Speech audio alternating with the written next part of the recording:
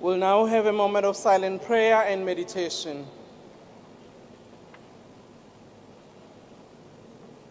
May we be seated?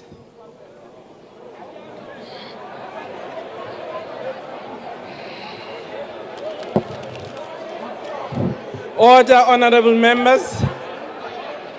Can we please take our seats?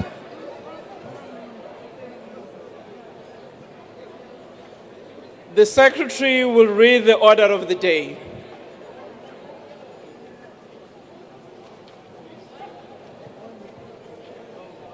Reply by the President on the debate on the State of the Nation address. Order, honorable members. Can we please take our seats?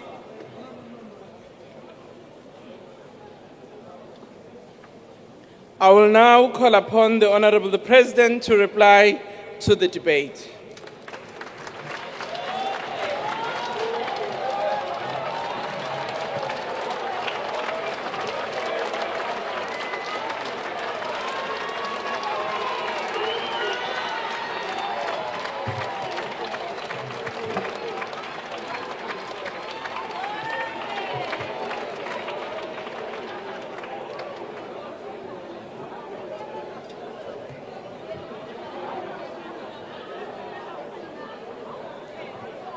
Order, honorable members.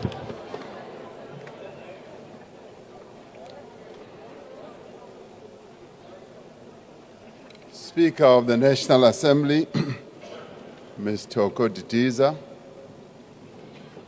Chairperson of the National Council of Provinces, Ms. Refilwe Mtsweni-Sipani, Deputy President, Paul Mashatile, Premiers of our various provinces here present, ministers and deputy ministers, representatives of SALGA,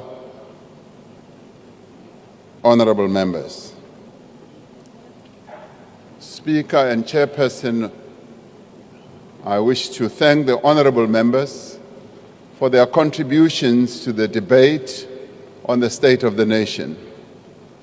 I welcome in particular those contributions that sought to enrich our common understanding of the work that we need to do to drive more rapid and inclusive growth, to create employment, and to bring an end to poverty.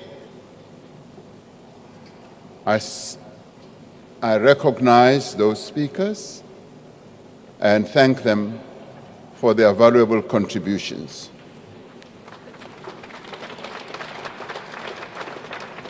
I would that when we debate the state of the nation, we should, yes, be critical, as we should as members of this august body that represents our people, but also bring forward good suggestions and proposals that will be able to take our mission forward.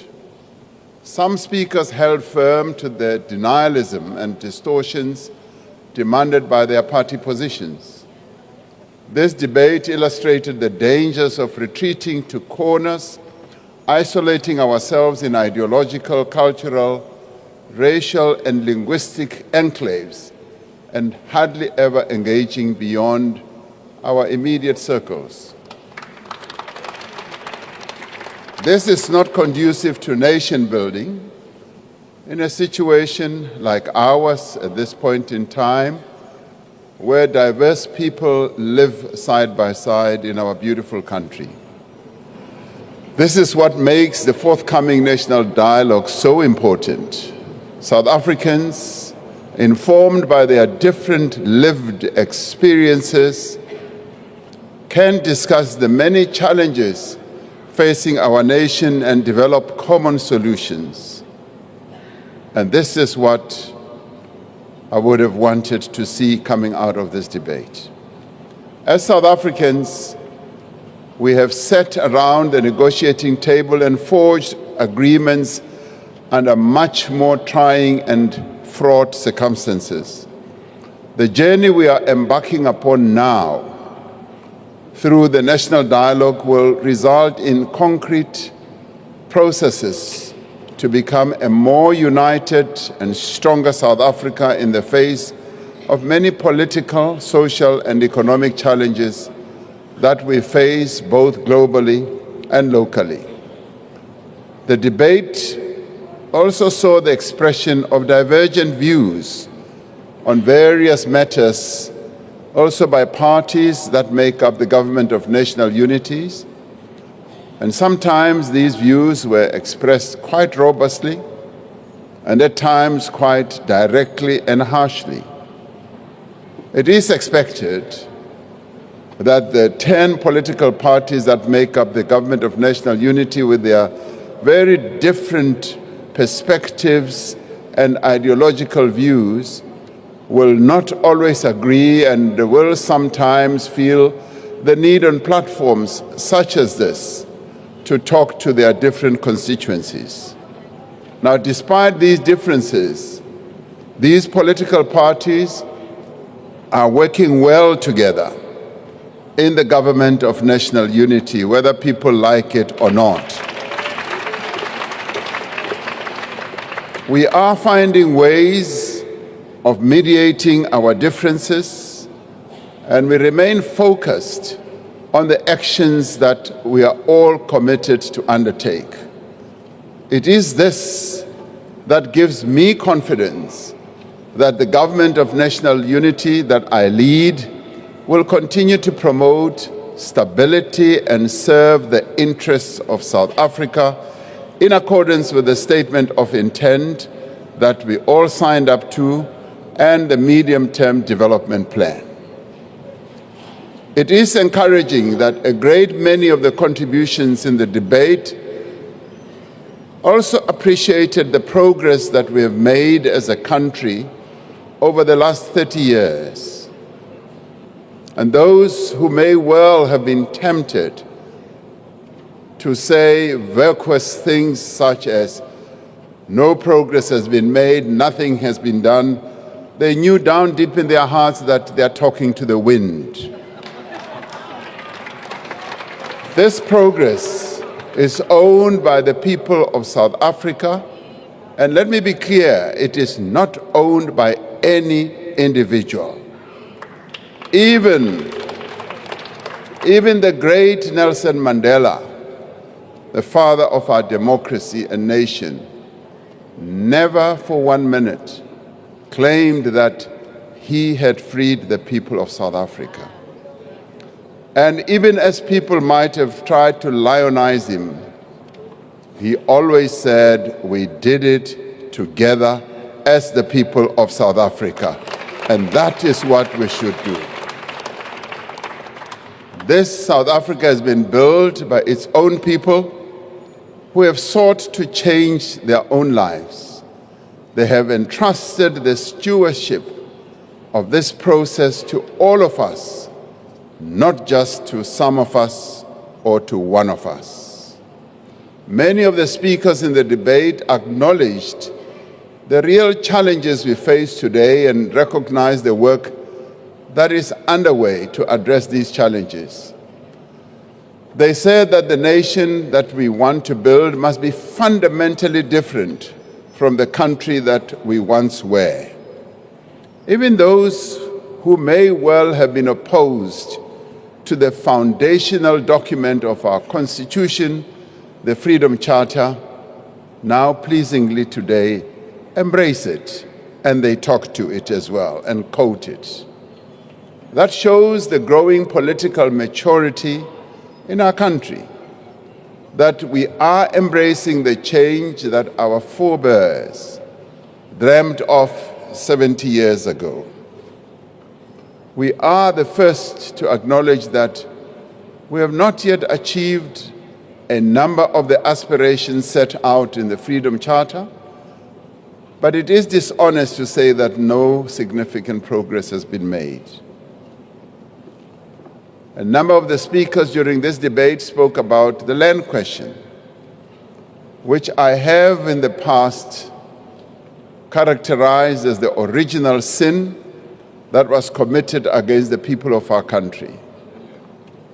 Describing the Natives Land Act of 1913, Solomon Plaatje described the Natives Land Act as an insidious law that rendered black people pariahs in their own birth, in the land of their own birth. It is this Native Land Act that plunged millions of South Africans into poverty and deprivation, whose impact endures right to this day. Despite the terrible deed that was perpetrated against black South Africans here in the city of Cape Town, along the foothills of Table Mountain, there lies a potent symbol of hope, change, and progress. Just a few kilometers up the hill from our parliament is District 6. It is here that one of the most painful chapters in the history of this country took place nearly 60 years ago. In 1968, the apartheid regime began demolishing District 6 to make way for a whites-only suburb. More than 60,000 people were forcibly removed. Families were torn apart. An entire community and way of life was destroyed. Over the course of 2 decades, the apartheid government forcibly removed more than 3.5 million people in District 6, Sophiatown, Marabastad, Kaitopena, Kroonstad, Nelspruit, and many other places across the country. It was one of the largest mass removals of a people in modern history. There are some in this house today who have memories of their families being forcibly removed from their land. There are millions more across the country who still experience the after effects of this monstrous crime. The people of this country know the pain of forced removal. That is why we will never allow forced removals again in this country. And that is why we have a constitution that prohibits the arbitrary deprivation of property. That is why we have a constitution that requires just and equitable compensation to be paid in the event of expropriation for a public purpose in the public interest where applicable. Our experience of forced removals also explains the constitutional requirement that the state must take reasonable measures within its available resources to foster conditions in which it will enable citizens to gain access to land and to do so on an equitable basis. Today, District 6 rings with the sounds of families who have been returned and who are returning to the land that was taken from them. Yet, like the transformation of our society, the process of restitution is not complete. It is an ongoing process. There is still much that needs to be done to heal the divisions of the past. I reflect on this, honorable members, because it is part of our history. Not only because issues of land and redress have featured prominently in this debate, but also because understanding this past that many would like to forget is vital to understanding the nation that we are working to build today. At this important moment in our country and in our world, we must ask ourselves what kind of nation we want to be. Surely we do not want a nation which is separated by race, language, income, and geography. We want a nation in which all people enjoy equal worth and equal opportunity. We want a nation in which the rule of law is protected and upheld. We want a dynamic and growing economy in which small businesses can emerge, grow, and expand. It is my firm and enduring belief that all of us as South Africans, as fellow citizens of this beautiful country, are bound together by our history and our present, and we want the same thing for all the people of this country. We have toiled long and hard to build a nation united in its diversity. We are firmly committed to the fundamental principle that South Africa belongs to all who live in it. We are firmly committed to a society that is non-racial and non-sexist. We want to live together in peace, harmony, and equality. We do want to see our country succeed and growing. We must not allow others to define us, but more importantly, to divide us. At a time like this, we need to stand united as a nation, particularly now when we are facing a harsh global wind. This is not the time for any of us to rush off to foreign lands to lay complaints about issues that we ourselves can solve here in this country. We need South African solutions for South African problems. While there are many diverse and different voices in our country, we must strive to convey a common message. We must say to our people and to the world that we are committed to work together to build a society in which all South Africans are free and equal, to build a nation that works for all. And together we should be better at being weavers. We should be better at being builders, to build a nation working along each other. That is what the program of the Government of National Unity is all about. And we will not be diverted from the path that we have set out. And I'd like to repeat, we will also not be bullied by anyone in the country or outside from our intent to work together. As a country, this is a moment of continuity and change, but it is also a moment of unity. Faced with the challenges that we now face even globally and continentally, this is the time when we must unite and speak as one and act as one as a nation. It is a moment of continuity because we are building on the substantial advances that have been made over 30 years of democracy. And we are taking forward the far-reaching reforms that we embarked on in the previous administration.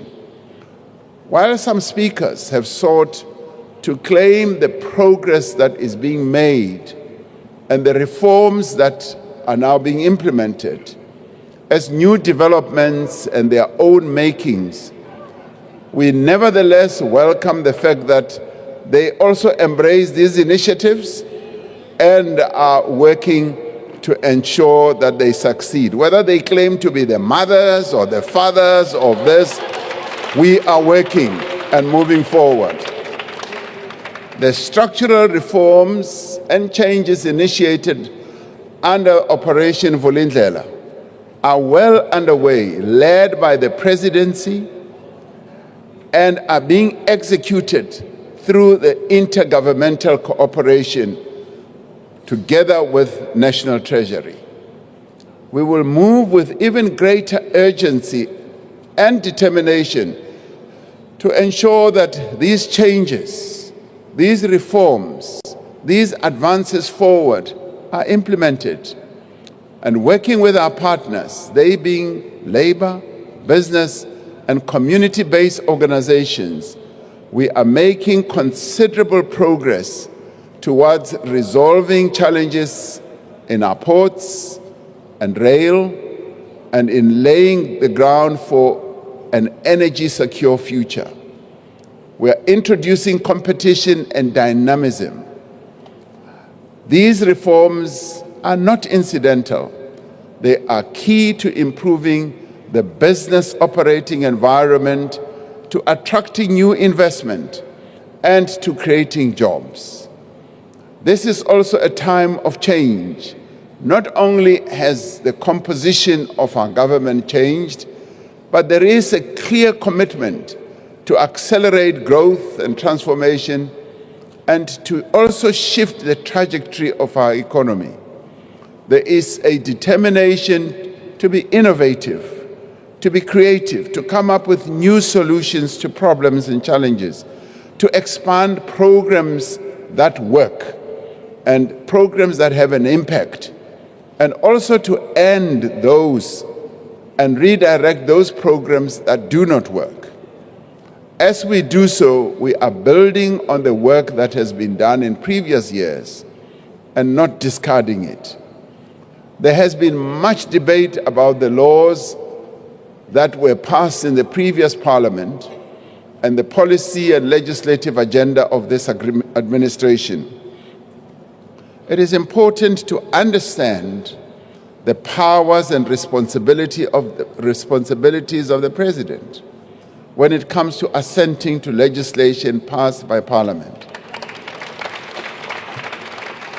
Now, we should be proud of our legislative architecture and process, which subjects every draft bill to several layers of debate, consideration, scrutiny, as well as public consultation. This process draws on the views of experts, the collective wisdom of members of Parliament, and let me repeat, the collective wisdom of members of Parliament. Now, here is the reservoir of wisdom. Some may think that one side is wiser than the other, but when I look at all of you, I say, you are wise men and wise women. Act like that as well. We should be proud that we are a democracy that is governed by a thorough process of approving our laws and not the arbitrary whims of a ruler. The Constitution is very clear. The President must assent to a bill passed by Parliament unless the President has reservations about its constitutionality. The Constitution does not permit that the act of assent by the President be subjected to negotiation or to the terms of an agreement between parties. Now, the President must ultimately make a determination in line with the Constitution. As we said in the State of the Nation, and as many speakers have emphasized in this debate, what we want above all is an economy that is growing, inclusive, as well as being sustainable. We will work with all willing partners, and we will mobilize whatever human, financial, and other resources that are necessary to achieve that objective. And we will do detailed work, and we will also do the heavy lifting. We will also harness our country's considerable competitive advantages to drive growth and job creation. Last year, the World Economic Forum ranked South Africa as the leading tourism destination on the continent, citing factors such as our business environment, information technology, and tourism infrastructure and services. And sometimes we downplay all these endowments. We are attracting new visitors to our shores and improving our visa regime, as we heard. Beyond South Africa's natural splendor and endowments, we have a vast and highly diversified agricultural sector, that is a substantial contributor, yes, to our country's GDP and rising. Farmers, both black and white, are the lifeblood of our economy as they feed the nation. Supporting the growth of agriculture is key to our goal of inclusive growth and to creating jobs in every part of our country. We are resolving the challenges in our logistics system that have constrained the growth of the sector, and we are expanding markets for South Africa's various products, agricultural, manufactured and otherwise, as well as abundant natural resources, yes, in our mining industry, and indeed many others. South Africa has advanced manufacturing capacity. We have skills, we have experience and know-how that we need to harness, not only to develop existing industries, but also to establish new industries.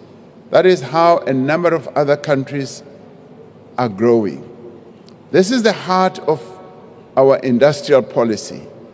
It is a part of our just transition to a low-carbon economy and to a climate-resilient society as well. We will put these capabilities to work to build industries in such areas such as green hydrogen, electric vehicles, and renewable energy. We have great endowments in this regard. We will seize the opportunities to rapidly change in new technology as well, to build a digital economy and a digital state and a digital society.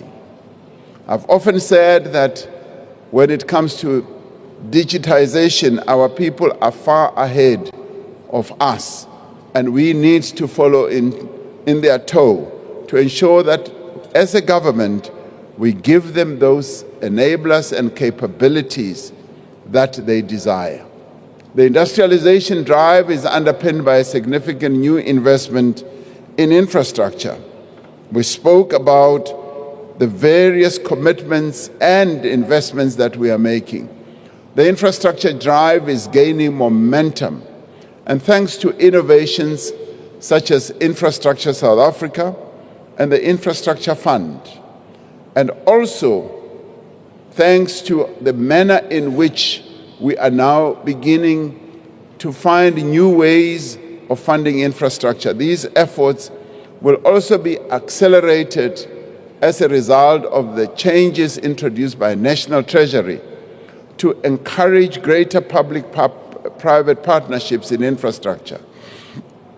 Even as we do so, it is worth pointing out that public sector infrastructure investment is on the rise for a second consecutive year. As we were reminded in the debate, the focus on new infrastructure development must be accompanied by the maintenance and upgrading of existing infrastructure.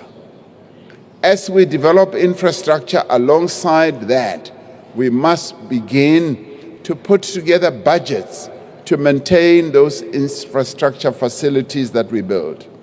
Strengthening provincial and local economies is critical for inclusion in terms of the economy. Through the district development model, we are working to strengthen local economic development so that our municipalities should become the centers of economic growth and development and be well placed to play an important role in economic growth as well as to provide services to our people. Now, during this debate, we have heard from the premiers of our various provinces who are here present about the vital work underway in various provinces to stimulate provincial economic activity, to attract higher levels of investment and create jobs. Just listening to the work that is being done in the provinces, gave me a clear impression that indeed our country is on the move on a number of fronts, and I want to applaud our premiers for the work that they are doing. We have said that infrastructure development is indeed the flywheel of economic activity, and we are witnessing these multiplier effects on provincial GDP, local businesses, and communities. We welcome the massive infrastructure investment in several provinces, covering projects such as roads, housing, bulk water systems, and other infrastructure.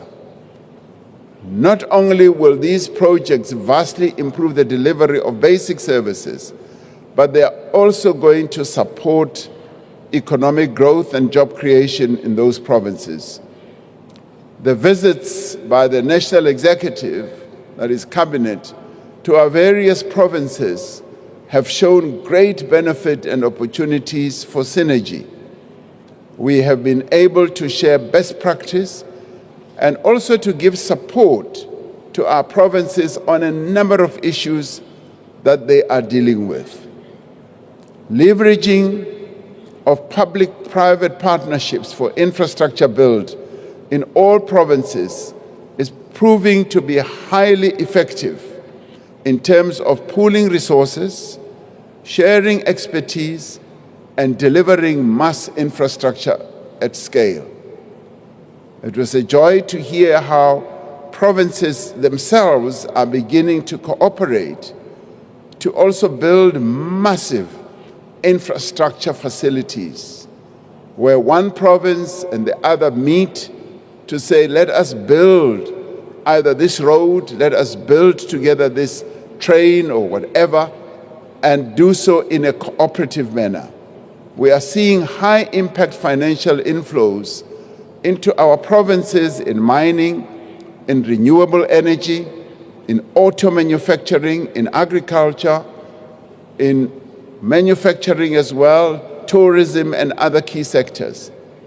This is a demonstration of ongoing confidence of domestic and international investors in these centers of economic activity. When our provinces hold their own investment conferences or summits, I know for sure that they are able through those efforts to attract investors, both local and international, who make commitments that are advancing the prospects of economic growth in those provinces. So our provinces, our provincial leaders, premiers, and MECs are really becoming effective. And once again, I applaud them for the wonderful work that they are doing.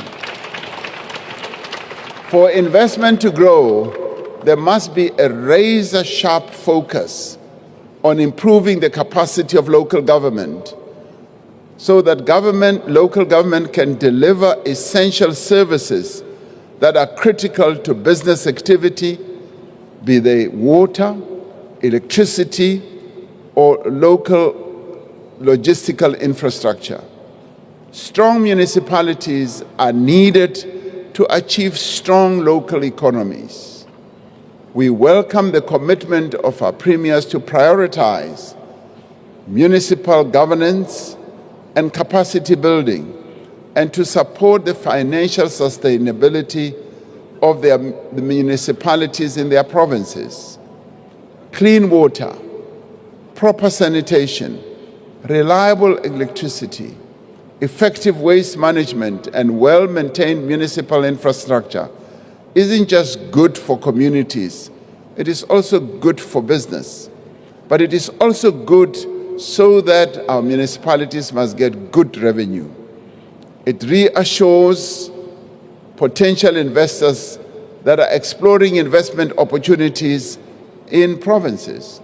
We welcome the initiative taken by many of these provinces to hold local investment conferences, as I said. We call on our respective premiers to direct the same focus and energy towards local development of townships, small towns, and village economies as well. We have seen, for example, how the potential of rural and ecotourism has been effectively harnessed by several provinces to support job creation, poverty eradication, and small business development and community ownership of tourism resources and facilities.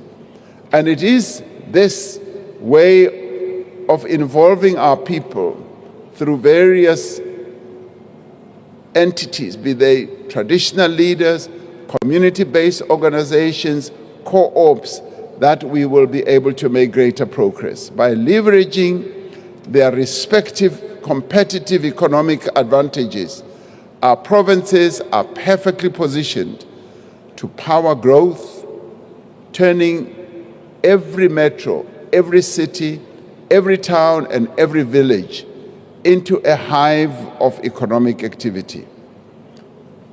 The national government will stand in support of the various efforts that our provinces will make in this direction. Now, as several speakers said, we need to continue working with our traditional leaders as they continue to play an important role in development. We are seeing an improvement in the growing cooperation between our traditional leaders and local councils. We want to see more integration and more collaboration between our traditional leaders and our local government entities. A number of members spoke about the importance of education as a great instrument of transformation. We welcome the suggestions and the proposals that were put forward during this debate. Education is at the heart of inclusive growth, job creation, and social upliftment. The World Bank recently released a report on South Africa's economic performance and prospects for the medium term. The report highlighted the role of education in strengthening our country's human capital in pursuit of economic and social development. Democratic South Africa inherited a legacy of Bantu education, as we all know, and we've been steadily working to transform the education landscape and to provide decent, quality, basic education for all. And we are working to build an education system that produces the skills that are needed by the economy. And this means, among other things, that our children must have a strong literacy and numeracy base from the earliest years. And that is why we have laid so much emphasis on early childhood development to improve the learning outcomes of our children in the foundational phase. We concur with the sentiments that were expressed during this debate that technical and vocational training must be strengthened if we are to develop the skills pipeline that are needed for the vast majority of our people in a changing world of work. And we are committed to the development of entrepreneurship as a pathway of employment. We must work to dispel the mindset that self-employment is only a route for those who cannot be absorbed by the formal economy.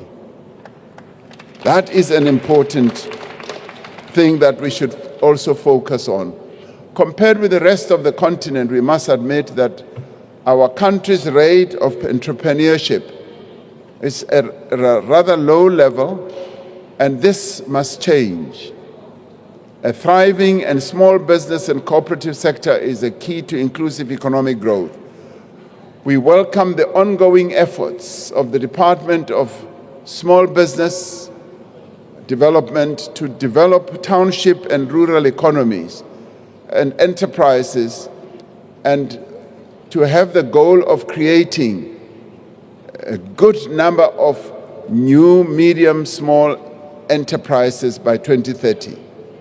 We want a society that takes care of those in need If we drive economic growth and the creation of jobs, we are strengthening the social protection that is provided to poor and the unemployed in our country. Now, despite severe financial constraints, we continue to implement pro-poor policies to uplift society's most vulnerable, yes, in the form of social grants, school feeding schemes, and the free basic services for the poor. This is not just about tackling poverty and improving the quality of life of South Africans. It is about reducing inequality. It is about giving every person a fair chance. It is also about investing in our people and enabling them to realize their own potential. What has also been clear in this debate is that we all want a country that is transformed and that has shared the heavy burden of its past. There is broad consensus across, I would say, the political spectrum, and indeed across society, on the principle of non-racialism. Our empowerment and transformation programs recognize that to build a truly non-racial society, we must narrow inequality and redress the harmful legacy of apartheid. And that is why we remain committed to the programs that will enhance transformation. Whether people like it or not, that is the route we have to take. We will not relent in our drive to expand the participation of Black and young South Africans in various sectors of our economy. We will ensure that the Transformation Fund that a number of people spoke about, some critically and some in favor, that this fund achieves its objective of providing financial and non-financial support to Black-owned enterprises to ensure their meaningful participation in the economy. If we want transformation, this is one of the key routes that we must take. And I would say to those who are opposed to it, to sit back and think it through and ask themselves, how else are we going to foster transformation if the government is not going to take deliberate steps to make sure that we deal with the legacy of the past? You know, for instance, sometimes people say, yes, you have restituted land to people, but the land that you have restituted has gone fallow. It's not being utilized. And then they say, that is so because you never gave assistance, financial support or otherwise. And when we want to set up a transformation fund, the very same people are the ones who are against it. How is that possible? We must be serious about transformation and advancing the interests of those who were adversely affected by apartheid. Now, these policies are about eradicating the differences that still exist in our society, not entrenching them. They are about empowering those who were disempowered deliberately, and also protecting the rights of all. Later today, we will gather at Air Force Base Swartkop in Pretoria to receive the remains of 14 South African soldiers who lost their lives in the Eastern DRC. We will pay tribute to our fallen soldiers and honor their contribution to the struggle for peace on the African continent. Much has been said in this House and in the debate in the National Assembly earlier in this week about the deployment of the SANDF in the Eastern DRC. It is a debate that is welcome and necessary because South Africa's role in peacekeeping missions is indeed fundamental to the pursuit of peace, stability, and development in our own country, in the region where our country is located, and on our continent. The decision to deploy our armed forces is not taken lightly, particularly when that deployment may put our defense force members in harm's way. While South Africa has contributed to the SADC mission in the DRC, we have always maintained that an inclusive negotiated resolution is required to achieve lasting peace in the region. And we therefore welcome the outcome of the joint summit, a joint summit which was really historic in that it brought together SADC and the East African community over the weekend, and where we agreed that direct negotiations and dialogue must resume between all state parties as well as non-state parties, including M23. Now, we as South Africa insisted that non-state parties must also be included, and that M23, which has now invaded and taken over Goma, must also be part of this negotiation and dialogue. And we were able during that discussion to put forward our own experience as a nation, that as we brought the horror of apartheid to an end, it was incumbent on all of us to include state parties and non-state parties in the negotiation, and in the end, that is what finally led to the settlement of the apartheid horror. And we were able to share that with our colleagues and compatriots at the summit. And the message did sink in.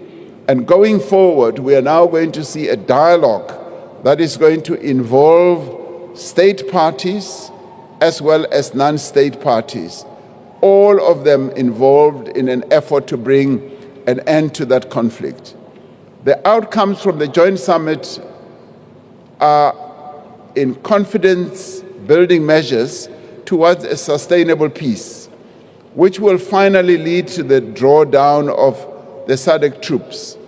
As South Africa, we will do whatever is within our means to support the peace effort so that this conflict should finally end and the people of the region should finally know peace.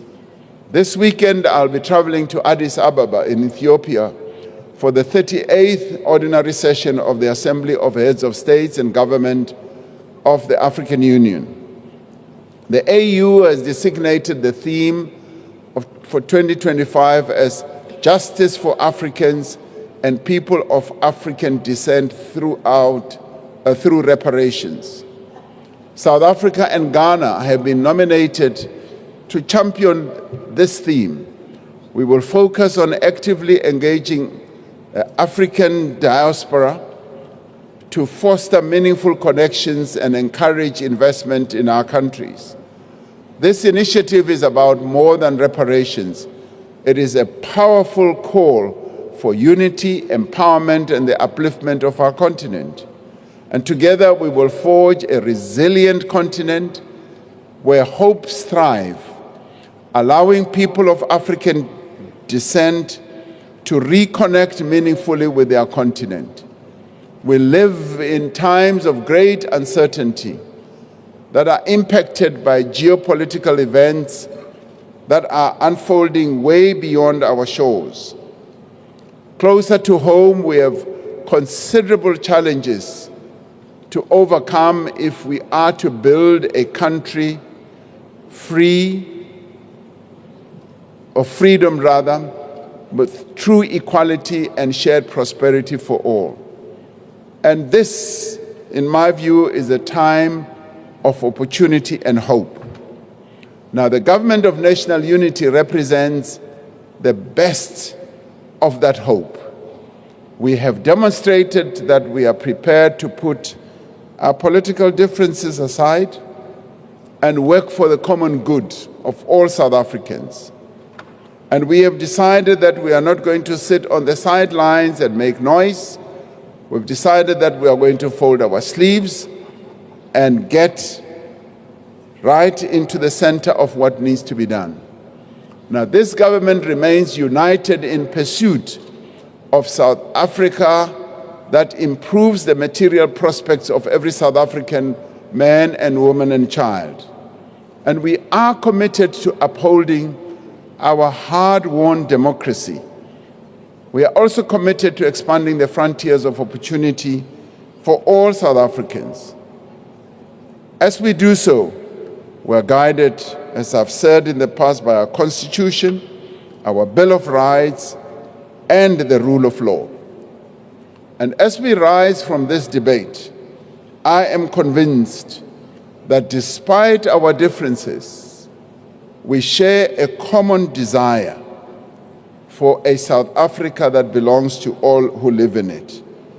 And from what I have heard in this debate, this desire is shared by all sides of this House. And that to me is heartening, because it is this vision of a nation that works for all. Even those who were critical of what is being done in government were also united in saying we do need a vision that is going to take this country forward. They were able to put proposals forward and also criticism forward. And let me say as I close, the proposals that you have put forward and criticisms are taken seriously. And I will certainly be spending a considerable amount of time going through your speeches and seeing what is best that we can draw from what was said here to take South Africa forward. So let us all unite to take this country forward and work hard for the people who elected us to come here. And thank you very much for your participation in the debate.